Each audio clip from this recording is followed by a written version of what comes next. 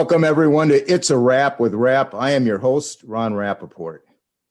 This podcast features extraordinary people who do special things to enrich our lives and people who have overcome major challenges and adversities in their lives to come out on top. Our guest today is Justin Brien. He is a mental health advocate, an inspirational speaker, and a life coach.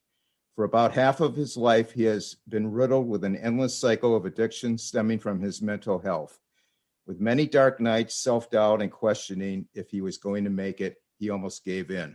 However, with sheer determination, discipline, and finding his why, he has been able to push through the darkness and into the light. Justin has earned his associate and professional life coaching certificate, as well as a public speaking certificate. Justin travels to schools, businesses, sports teams to talk about workplace wellness, mental health, and addiction. His goal is to bring awareness to the reality of the spiral mental health can have on individuals, as well as teaching people when to recognize it and talk about it. Through sharing his story, he teaches healthy coping mechanisms. Justin has been sober for 2 years now. Justin wants people to know they are not alone, and it's okay to be not okay, but it is not okay to stay there. Welcome, Justin, to the show. I'm really happy to have you here. Hey, thanks for having me, Ronald. Oh, my pleasure. Listen, can you tell us about your early years growing up in Western Canada? You know what? I had a decent upbringing, but now that I look back on it, and from what I know now, it stems, like, a lot of my mental health stems from, not having a lot of self-worth, self-confidence, self-esteem. I was always comparing myself to other people. I never wanted to be me. I always wanted to be someone else. Right. I had friends in high school, people liked me. I was athletic, but for some reason I didn't want to be me. And I always tried to be the funny guy to get people to like me, because I was very insecure as a kid. And so, but I can see that now, which, going through my childhood and adolescent years and stuff like that, I never would have put it all together that it has anything to do with my mental health. Right. But now that I know more about it, I can kind of associate, some reasons why I kind of acted the way I did. And, I've learned along the way. Yeah. Can you just talk a little bit about your high school years? How was that? Well, they weren't bad. I was picked on a little bit. I had a nickname. My nickname was actually Gay. But I was very, outgoing. I tried to dress nice. I tried to goof around a lot. But one thing was I was a little bit behind all my friends in sports. So, like, it was very hard for me, like, always watching my friends make the rep teams and stuff like that. And, yeah, that was I didn't really realize how much of a toll that actually took on me. But, high school wasn't too bad. I got decent grades, good grades, actually, for when I went to school.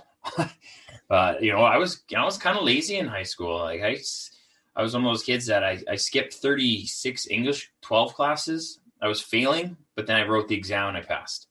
Awesome. So, I definitely had the abilities to do a lot better. Like, I was on the honor roll before, but I was just, I was lazy. I didn't want anything. And I realized I slept a lot, and it could have been because, I don't know, well, maybe if I'm a teenager, I'm pretty lazy, but I knew teenagers that weren't.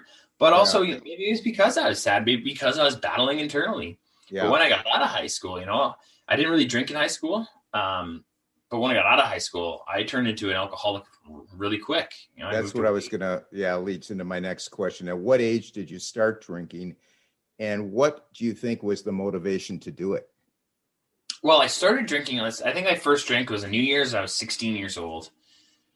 And, but I just drank that night. And then I drank a handful of times throughout high school. I didn't drink much. But when I got out of high school, I moved away for hockey, and then I started to drink even more and more. My billet house was just an apartment building, me and another guy, and the parents would come in and out. And from the very start of me drinking more and more, I quickly turned into an alcoholic because I loved who it made me. I loved the confidence it gave me.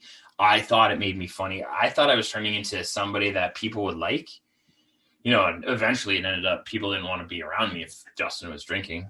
Yeah. But I quickly became an alcoholic. And then at 24 years old, I'm bartending downtown Vancouver, and I'm drinking every single night, going out to the bars. I refuse to believe I'm an alcoholic because I'm 24 years old. I'm having fun, but I did cocaine for the first time. And that was at 24. Yeah, at 24 years old. So this is 12 years ago. Yeah.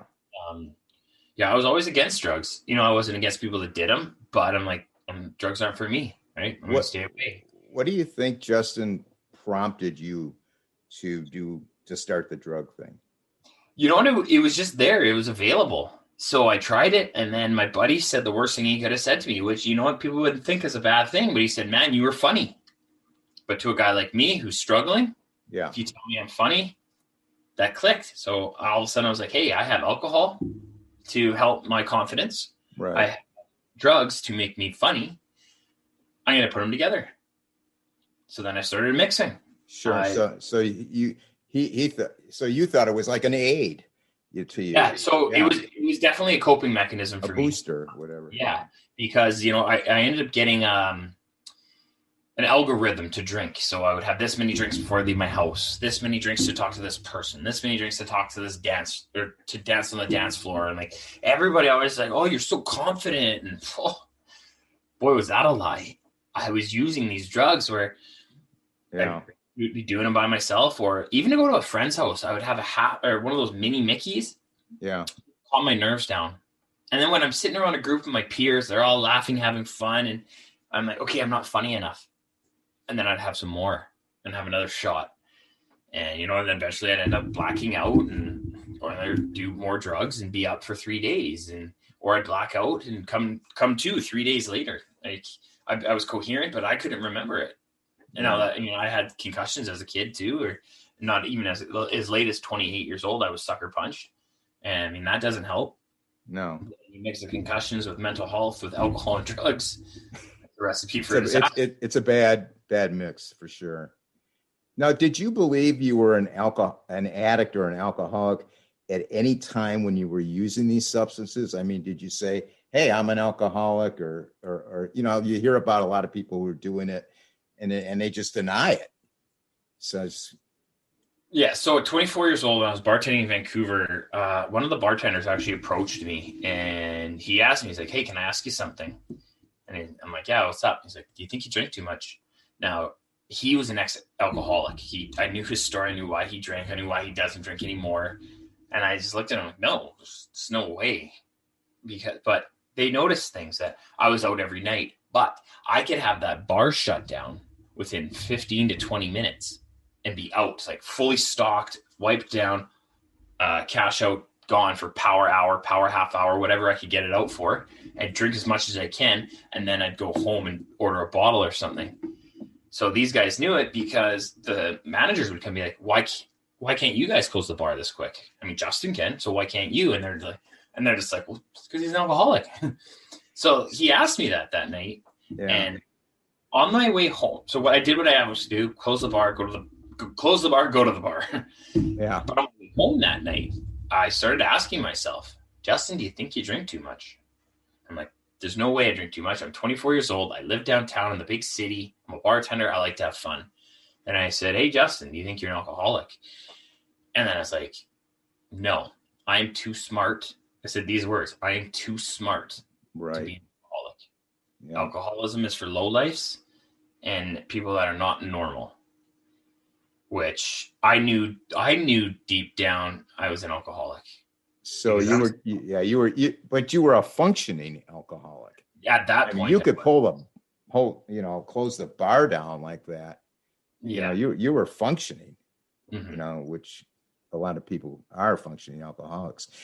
Justin, what toll did the drugs and alcohol take on your family life, your jobs, your friends, and all that? Yeah. So I would move around from job to job. I would like to pause a moment to tell you that I just finished reading one of our past guests' book, Soaring into Greatness, A Blind Woman's Vision to Live Her Dreams and Fly, by Gail Hamilton. Gail's first 6 weeks of life began within an incubator. 6 months later, doctors discovered RLF, an eye condition caused by the infusion of 100% pure oxygen. By age 11, she was completely blind. Soaring into Greatness follows Gail's story as her outer visual world merged with her inner vision, forcing her to listen with her inner voice, to follow her heart and tune into her intuition. Subjected to physical and emotional abuse, ostracized, and oftentimes feeling alone, Gail's journey is one of the courage and perseverance it takes to find one's way through the darkness and soar. The editorial reviews are stellar. President Jimmy Carter commented, "A beautiful story of someone who has overcome a physical handicap and changed it into a force that is an inspiration." Marilyn Van Derber, Miss America 1958, said, "A compelling and powerful story." Robert Dean Smith of the Metropolitan Opera wrote a gleaming example of one of the greatest and most profound desires of the human race, that of the search for truth. You will not be disappointed reading Gail's story. Available at Amazon, Barnes & Noble, Books A Million, in paperback or e-version. I was getting fired. I went from city to city. I lived in 27 different places in my from my childhood and back, and some places were more than once, but I moved 27 different times. Wow. But I was chasing, I would mess up somewhere and I'm like, okay, I'm going somewhere else. Then I'm going somewhere else. Then I'm going to go somewhere else. But then I started to lose jobs and it started to catch up to me. I moved home at 28 and I tried to seek help because then I knew, I'm like, okay, well, something's wrong. Why do I drink? Right. And so I started seeking help and then I got diagnosed with clinical depression, general social anxiety, ADHD. And it was hard for me to accept. I mean, it was good to hear it, but it was hard for me to accept it, right? Because I don't know many people that want to say, okay, I don't have it all together. I need help. But that's what people really need to get more comfortable in doing. Right. Living life alone. But 28, I'm at home. I get a job at a mill, but I'm just a mess. I'm missing time at work, so I'm drinking too much, so I took a leave of absence. Then me and my girlfriend broke up. However, on my birthday, we ended up hooking up. 3 months later, she told me, "Hey, Justin, listen, I'm pregnant." I'm like, okay, all right. But the drinking didn't stop. I was still on a leave from work, and then I ended up crashing a car. I'm like, okay, you know what? I gotta get out of here. I gotta go to rehab. So I went to rehab. However, I went with the wrong mindset. I went with the mindset, I'm going to work out twice a day. I'm going to eat 6 times a day. I went up to 245 pounds. I go into classes, but I wasn't there. Right. Yeah. You weren't really into it. No, is what you're saying. Yeah. I was there with 60 other dudes. If you take away their coping mechanisms, some of them are out of jail, some of them have been abused. There's a lot of testosterone. However, you know what? One thing about rehab is that I felt more normal there than I do around my friends because I'm the black sheep. Yeah. Right. Yeah. And you fit in the other place. Yeah. Well, they might not have it all together, but they can sure ain't gonna look like it. Yeah. But they're still functioning. Right. So when I got out of rehab, my uncle picked me up and I said, the first thing I said, I'm like, "Oh, I'm not done drinking forever." "Well, why did you go to rehab then?" 3 months later, my son's born. No, a month later. So 1 month later after I get out of rehab, my son was born. Right. I never wanted him, not because I didn't want a kid, because I was scared that he was going to turn out like me. Very understandable. Yeah. I just didn't want to be like me. And that's a brutal feeling. It's like, you feel so low about yourself that you don't want your son because he might turn out like you.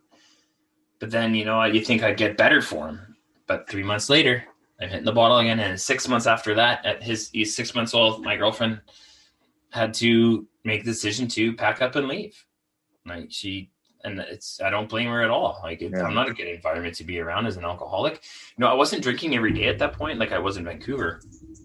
And I wasn't touching that much drugs then, very, very little. I was doing okay. It's just, when I drank, I didn't know how to shut it off. Like I didn't have to drink every day, but I couldn't shut it off. It was so weird.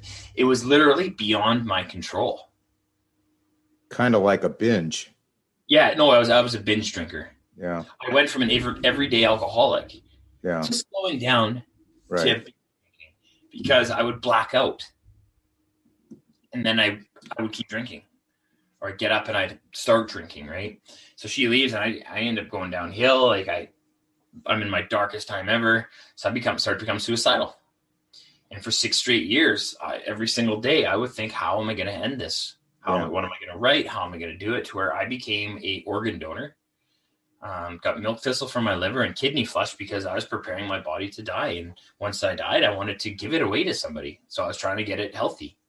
But how can you get it healthy when you're drinking? Yeah. So I was trying to stay sober as much as I could to get my body healthy so I could donate it. We're gonna get into that in a few minutes, but I did want to ask you. You have stated that the hardest part of addiction is not quitting, but living in sobriety. So, could you elaborate for us on that? Well, I feel personally that you don't choose addiction. You don't choose to be an addict. However, you choose to stay in addiction. The hardest part of addiction isn't quitting, but living in sobriety. So that being said, every time I went 1 month, 2 months, or 3 months sober, it was very hard to see other people doing it. And I couldn't, thinking I'm not normal because I can't drink.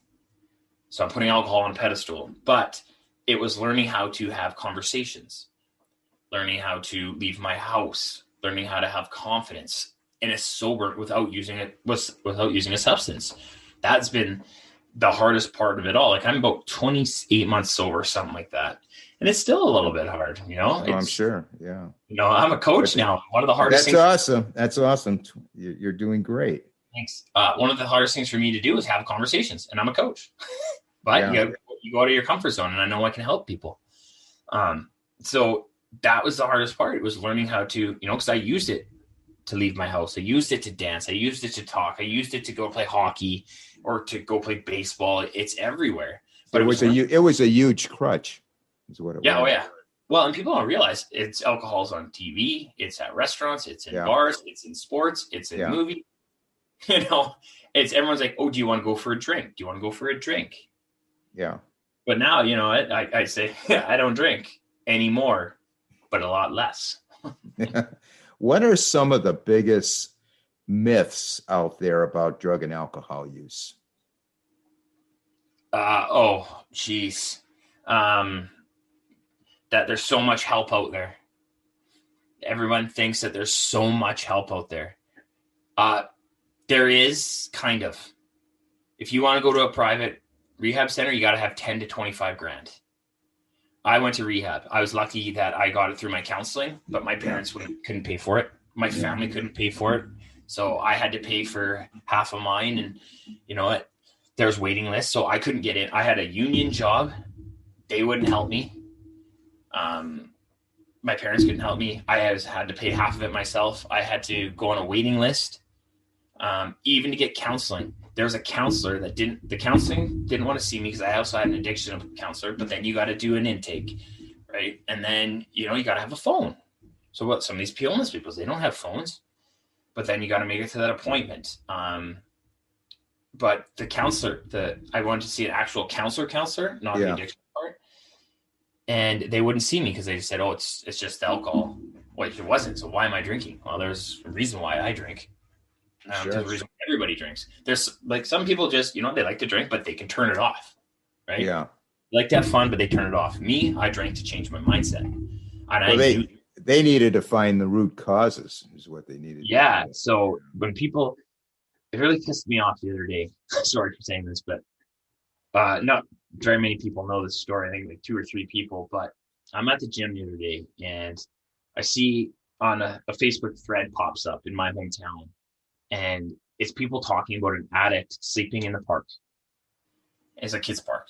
And they're like, get that addict junkie out of here. The low lifes. They're going to be leaving needles around. And, they yeah, they're just problem. They gotta get out of here. They can't be sleeping there. They just started lighting this person up, right? Yeah. And the person's up there.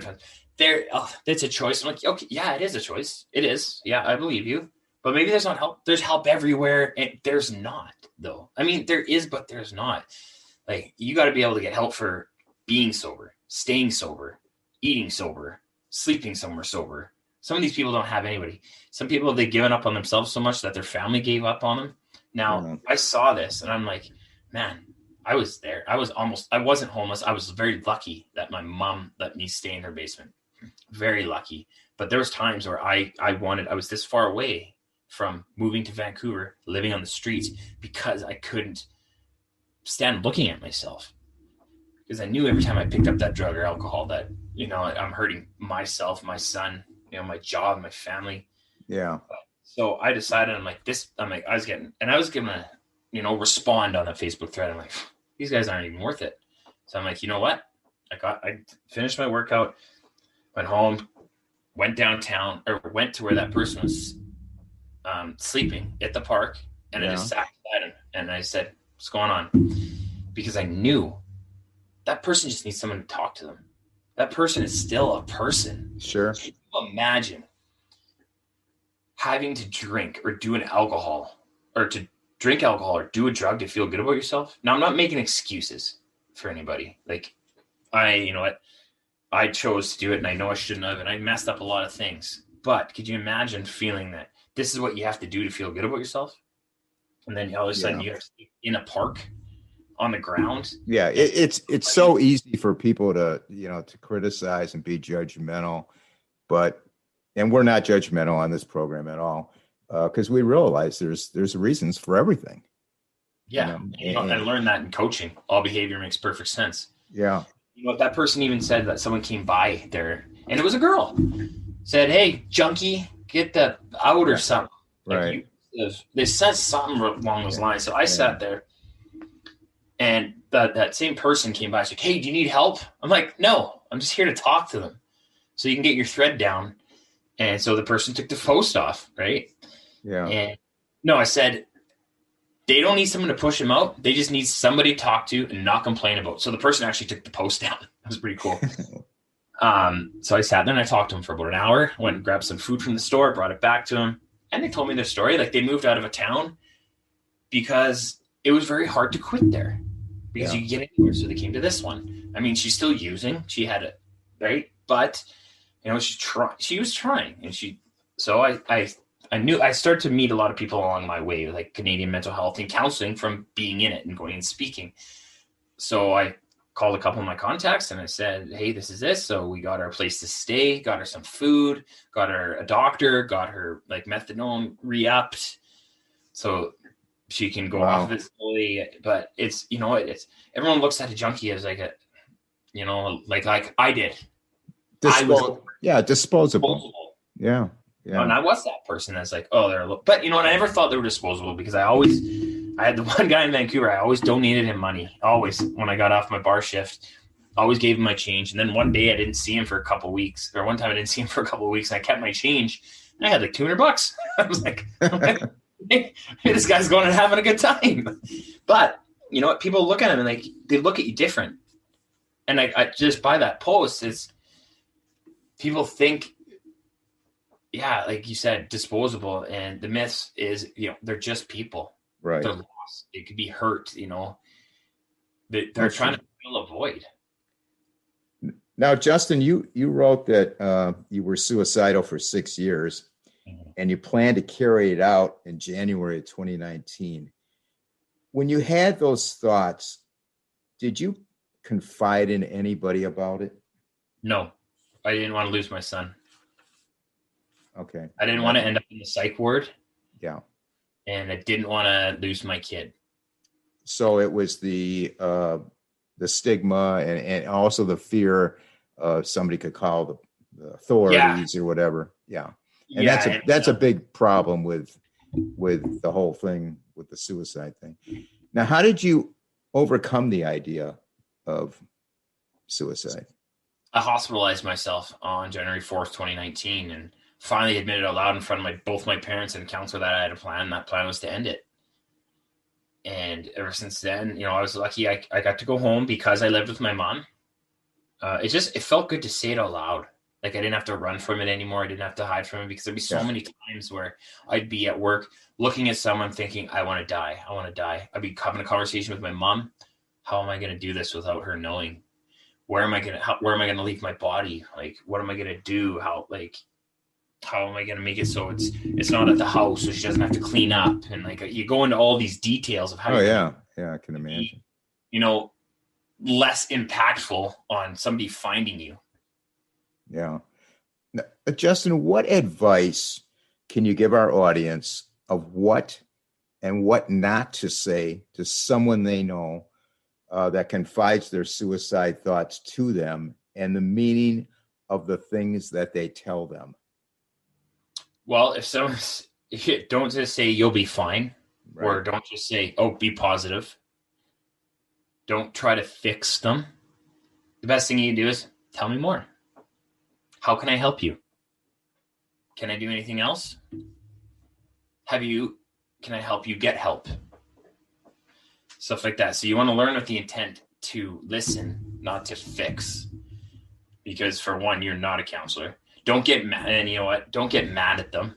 That would be like the worst thing you could do. They're already giving up on themselves. They already don't understand. Like for me, like I didn't understand. I'm like, why am I going through this? Like, why do I feel like this?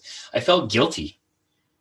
I felt guilty for feeling guilty. I felt guilty for feeling bad. Like, I knew what my capabilities were, but I couldn't get my life together. I couldn't put the bottle down, it's, you're making the wrong decision. So you just start to feel bad, and then your internal dialogue switches, and you just start to tear yourself up. And once you're tearing yourself up, you start to project your thoughts onto other people. So I'm projecting my thoughts into my other friend's head, thinking, okay, he thinks I'm a loser. He thinks I'm a failure. When really it's just me thinking that. But I'm beating myself up because I feel bad for feeling bad. Yeah. What are some of the biggest mistakes people with mental health issues make? Not asking for help. Asking for help. Trying to do it alone. So good example is every time I felt better, I would stop taking my medication. Every time I felt better, I'd stop going to my counseling appointments. Now, I made the mistake of also thinking, oh, that's just a counselor. She's paid to be here. She doesn't want to be here. But you know what I had to think? Because I was in such a negative mindset. I was like, I have these things called the 3 A's. Admit the problem, accept it internally, and then ask for help. So I had to admit the problem, whatever it was, that it is real for me, that I had to accept it. And acceptance was the hugest part for me, because I thought I accepted it and then I asked for help. But accepting that, Justin, you shouldn't drink. Justin, you can't do, you need help. You can't do this, right? And that the acceptance part was big. And like I said before, I would go off my medication. I would go off, stop seeing my counselor, because I thought she was just there to get paid. But really, she chose that profession. She chose to go to school for how long. Like, yeah, do they get paid well? For sure. But still, they're there for a reason. And you do not have to do this thing called life alone. Could you please tell people out there who may be in a similar place or know someone in a similar place about your philosophy to deal with mental health issues such as addiction, depression, and how you found these coping mechanisms, such as finding your why? Well, you know what? I actually luckily I started listening to motivational speaking on YouTube when I was working out. And, I was listening to guys like Trent Shelton, Inky Johnson, Eric Thomas, and Les Brown. Now, I had no idea who those guys were. I sure do now. Like, those guys are like my idols. But they started talking about finding your why. So I had to ask myself, what is my why? And, my why was going to be, I wanted to leave the world so my son could grow. He was 3 years old. He'd grow up with a healthy father. He wouldn't remember me. But then I was like, what if I got better for him? Well, if I get better for him, I get better for me. If I get better for me, I can help other people. Now, you're going to have a lot of people say, do it for yourself. And I totally agree. Do it for yourself if you can. If you can't, find your why to do it. Find that why that's going to help motivate you, help inspire you, to take you from the bottom to the top. It's not going to be easy, but you find your why, because everybody has a why. Everybody's somebody. There is a why out there. I ended up becoming a coach and a speaker because of my past, because of my suffering. I got to turn my pain into purpose. Yes. I never would have guessed I would do this, but that is my why now. So my why was my son. I mean, I still want to be a role model for him, right? He's like a mini me. It's pretty awesome. I feel bad for my girlfriend because she has 2 kids. She has a 5-year-old and a 6-year-old. And she's got you. Yeah. But my why now is to help other people. So whatever you're going through, there is a learning lesson in it. Whether it's bad or it's good, you can look at it. So I wouldn't change a thing for what I'm going through, what I went through now, because I get to help other people. But find your why. Then what you base your decisions around your why. So my why was my son. He's my anchor. So what do I have to do now? Well, I have to quit drinking. I have to quit doing drugs. So I'm basing my decisions around that, because it's not going to benefit me to do those. What else do? I had to go back to rehab. So I base my decisions around my why. So I found my why, base my decisions, and then you got to figure out the how to the why, because the why is the belief and the how is the action. So what was the how? Okay, well, you got to do gratitude every morning. What am I grateful for? Journal my feelings at night. Positive affirmations. I am statements like I am strong. I am adversity. I am recovery. I am a coach. I am a speaker. I am a father. Reaffirm who you are to the world. Eating healthy. I know when I quit drinking, I can still crave sugar and go on those little sugar binges, but for me, it's something I need to change. I want to change it. Change the needs into wants as well. And it gets pretty draining when you say I need to do something. Be like, I want to do it because I will benefit from it. Right. But change your diet, because you are what you eat. You put in crap, you feel like crap. It's that's for sure. Right? You don't have to tell me that. Yet exercise. I know it's tough. I know you want to stay in your bed all day. I was there too. You know what? I am a coach and I am a speaker and I help other people, but there are days I feel like not getting out of bed. But that's okay. I allow myself to lay in there for a little bit longer. But you got to get out. Yeah. You got to go for a 5-minute walk. It doesn't have to be earth shattering, but get some exercise. And the biggest thing you do is when you feel like giving up, talk to somebody. Talk to somebody. Build a support network of people that are going to build you up, encourage you, inspire you, lend you an ear. There are people out there. And you have to be around positive people. Yeah. And you know what? If you have to change your friends, you have to change your friends. Right. Doesn't mean you don't have to like them. Right. Yeah. Right. You can change. Justin, you're on a suicide prevention team in Salmon Arm, British Columbia. How have your life skills dealing with suicide helped the team? Well, they really wanted me on the team. They approached me actually because I am a 6'3", 235-pound, tattooed, fit guy. I don't look like a guy that's going to be. You look fit to me. I mean, I wouldn't want to take you on. But I don't look like that guy that's going to say, hey, I struggle with my mental health or I was suicidal. And I'm that guy that can talk about the man up stigma because I lived by that. Like, I remember telling my buddy that it was when I was 24. So we had a conversation about depression and I looked at him and I said, depression's an excuse. It's for the weak. You need to man up. Now I lived by that. And because I lived by that, I was beating myself up, keeping everything down, running away from life. Yeah. Manning up is taking responsibility for your choices and asking for help. It takes a true man to be authentic and be vulnerable to ask for help. Yeah, I agree. I'm an advocate for the Male Breast Cancer Coalition. I'm a male breast cancer survivor. And we go through the same thing. There's guys out there that don't want to talk about it. They're stigmatized and that kind of thing. And they got to ask for help. And so we try to reach as many as we can and get them out of that funk that they're in. And, so it's a tough hole. The CDC is saying that 1 in 3 Americans are dealing with depression or anxiety due to COVID. How has this affected the mental health conversation? I think you know what?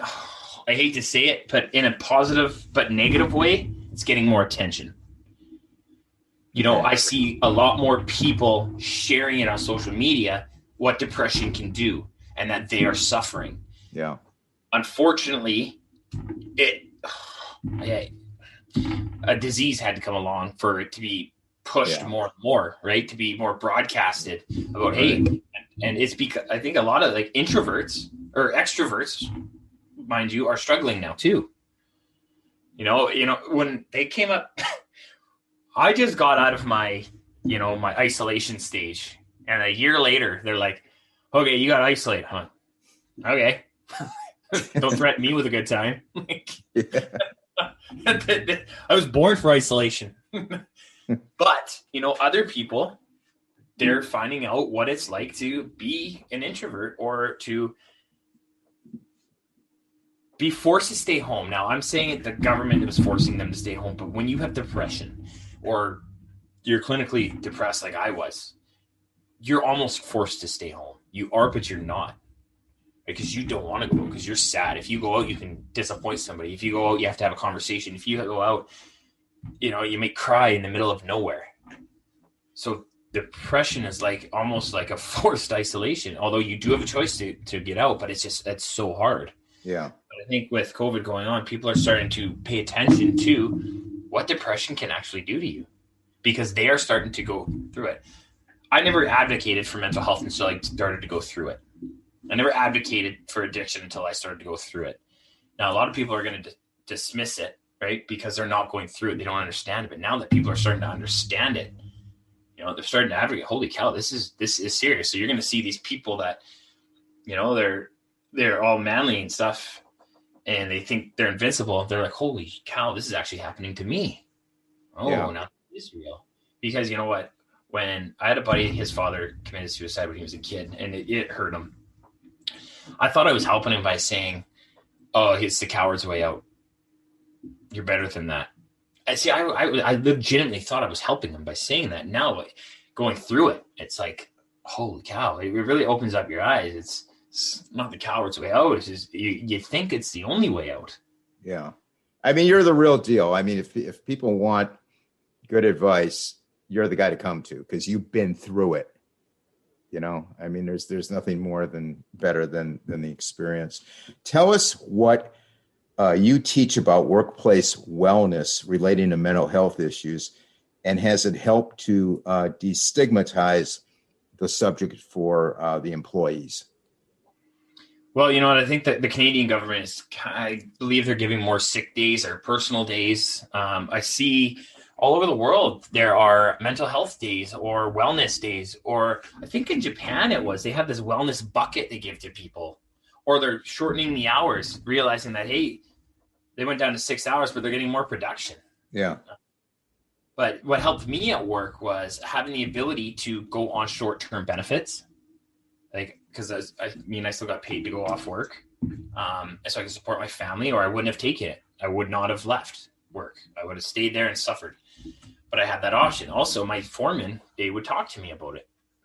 I built a good rapport, not a rapport, but a rapport with play on words. Yeah, with my foreman, and they were actually just good to talk to. We just had, and my HR, they helped. They were there to talk to me. They got me 5 counseling sessions, realizing that if you hate your job, you don't have to stay there, or maybe you do. But if you do have to stay there, what are 3 things you're grateful about that job? Or what is it bringing you? So, I didn't like working at the mill because it was boring to me. It was the same thing day in and day out. Sure. So, but my son has an education fund. I got the help that I needed. I built some good friendships. So as much as I hated that job, my son had a roof over his head, had clothes on his back. He had an education fund. He has more money than me. He's 5. So look for the gratitude out of that. Oh, and if you do hate your job, what can you do on your free time to replace it? Know that you don't have to stay in that job unless you've been there like maybe 20 years and you have 5, 6, 7, 8, 10 years left and you got a good pension. But you don't have to stay in your job that you don't like. You don't have to.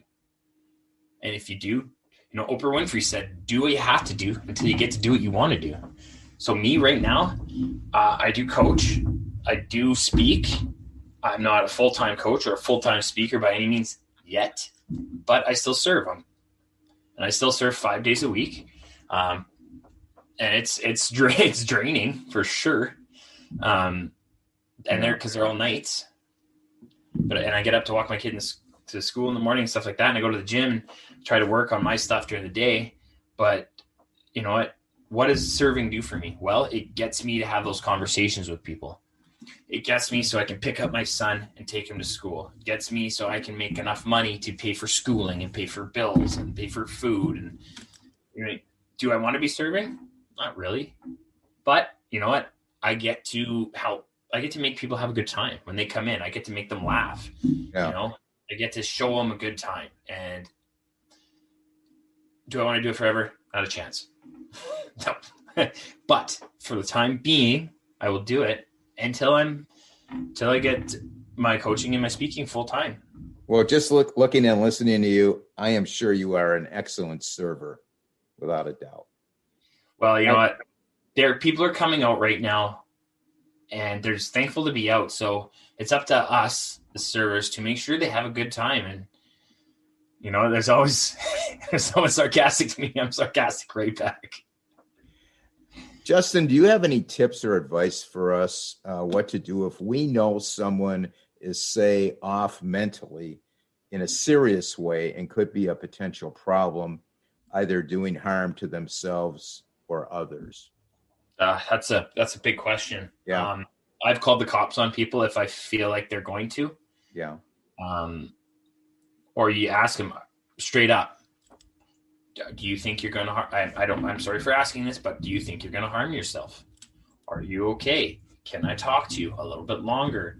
But then you got to be careful because you are not a counselor, and it is a gray area. But I mean, I've called the cops 3 times on people, and what the cops do is it's called a wellness check, and they don't give your name of whoever called them. But you gotta, don't just pick up and call. Sometimes people just, they need that attention. They need that person to talk to. But it's tough because you never know, and you don't want to be that guy that talked to him last. Justin, right? I've heard that if you talk to somebody in that state and you ask them, or it comes out that they have a plan, I've been told that that's a pretty bad sign. Yeah. I mean, when they come out and say, yeah, I got a plan. Well, you don't know when they're going to carry that plan out. Yeah. Yeah. But that's a bad sign, right? But yeah, a lot of, you can say, do you plan on hurting yourself? And they can easily just say no. Right? Fully lying to your face. Like, I don't know how many times I looked my counselor in the face, said no. Or my doctor said no. Are you suicidal? Nope. Or, hey, I'm Justin Brien. How you doing today? When I really felt like this. Yeah. You put on that mask of deception. I got really good at it.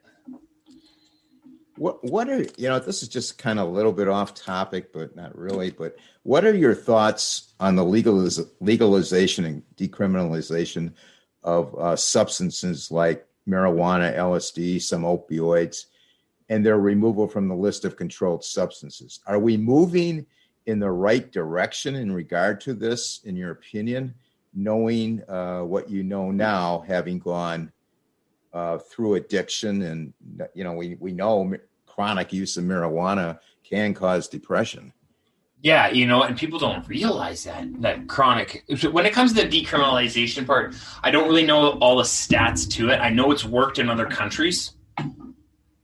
Yeah. So, how much you can handle or how much you can have on you. But I don't know fully all the stats on that. But I do know that people think marijuana is a lot safer than it actually is. It can lead to I've heard it and I've seen it lead to psychosis, mood changes, to where if you are relying on a substance, it's still addiction. There's no difference between getting up and having a beer in the morning and getting up and having a toke, right, and driving your car. Like, there's no difference. It's a mind altering substance. Don't get me wrong, I'm not against drinking. I'm not against marijuana use if you use it in moderation and at your house and don't operate a vehicle. And because I'm lucky I never killed anybody drinking and driving. I'm very lucky. Yeah. And I don't know how I could live after that if I did. But it's the exact same. And if it alters your mind. Let's just say that. It doesn't build brain cells. Right. But when it comes to the decriminalization, I don't really know the stats on. I think it's worked in Spain, and I think maybe Norway or something like that. But it's bringing their prison population down. Is it working? I don't know. I don't know how I don't really know how it works. I haven't really paid attention to that much of it. Can you tell us about the Stronger You project you created? So I created this project because it's something I believe that, like all these modules I have, something I believe that will help build up your confidence and, habits and passion and purpose to becoming a better version of yourself. It's coaching, but it's things that I believe that people should implement into their life. So we work on things like finding your why, your purpose, your passion, your non-negotiable list of things that you must do, defeating self-limiting beliefs, building self-confidence, identifying triggers, building those healthy boundaries. Is that, I found a lot of people they have a very hard time with healthy boundaries because they don't like saying no to people because they don't want to hurt their feelings. Right. So where people work with me one-on-one for 12 weeks, we talk about whatever they want to talk about. Then they assign homework. We talk about the previous homework. They also get an accountability sheet. So where they they actually grade themselves on how they perform that week. Did they reach their goals? Did they hold themselves accountable? How do they, out of 10, how do they think they did? What are some big wins that week? But I think the biggest thing that I have in every single one of my modules is what are 3 things that you love about yourself? So at the end of every module, they have to answer 3 things they love about themselves because everyone's like, I could tell you like 50 million reasons why I love my kid. But when someone's like, what do you love about yourself? Well, now I'm better at it. But in the beginning, I couldn't even answer one. So it's getting people to love themselves because you must love yourself first. Justin, when you work with people, do you only work with people like in your home area or can you work with people remotely? No, it's all online. Okay. So it doesn't matter where they are. No, that's good. Okay. Do you plan to expand your mental health advocacy in the future? Yeah. So I finally got my first keynote 45-minute speech tomorrow in a high school. And I've spoken at a bunch of different places, but not a 45 solo keynote. Now I've got my first tomorrow, and that's the beginning. Good luck. Thank you. I also have a mental health presentation online slide deck that I do as well next week for the same school. So for the students, I'm speaking. For the teachers, I'm doing I have a mental health presentation on kind of a little bit of my story. Like the speech is basically all my story in my life and life lessons. But the mental health presentation is a little bit of my story, how to recognize it, how to get navigate your journey, maybe how to listen to it. And then it has some resources in it where you can ask for help. But yes, I fell into the coaching.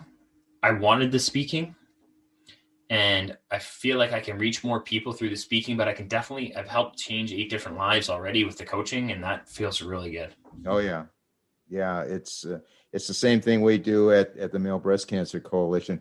We can't change the world, but we can, affect even one person. It's a great feeling, and you know what? It's what is it? The compound effect, the penny. Yeah.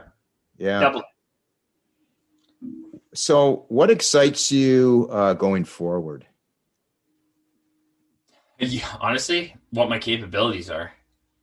I've had so much support and encouragement, and every time I put out a piece of content, someone says, "Oh, I really need you to see that day." When I feel like giving up, it's like, "Oh, it's not getting noticed," and then you get that comment, it's like, "Oh, I really needed to see that today," or "Thank you." That excites me. Good. The fact that I'm finally getting to schools and I'm just getting into my first one, and this is just the beginning. There are so many schools in this world. Yeah. But it is so many possibilities in this so many people that I could positively change and help them make change or see that they should make change. Like, it's just starting. I'm excited for you. I really am. Thank you. What important takeaway points and tips would you like to leave us with regarding what things people with mental health issues can do to help themselves? First one, big one, ask for help. Second, if you don't see the light at the end of the tunnel, you must keep on walking. Find your why. Find your why to go on. There is one out there, because there's always someone that looks up to you. Okay. Justin, where can people contact you? Well, I have a website, just www.justinbrien.com. You can find me on Instagram at justinbrien19 or just Justin Brien on Facebook. And I'd love to hear from you. If anybody wants to reach out and say what they got out of it. I got an email the other day because I was on a summit. And I spoke about finding your why, and she just said, thank you. And even that, that's just said that, there's somebody listened and paid attention. When your day. People are looking at you, it's a really good feeling. Yeah. I once spoke at a business, and actually it was where my mom worked, and it was 40, 50 of my peers or adults, and a couple of guys I played hockey with that had no idea. Then I spoke, and a guy got up afterwards, and he actually talked about his struggles for 10 minutes. And then two guys made appointments after. It was awesome.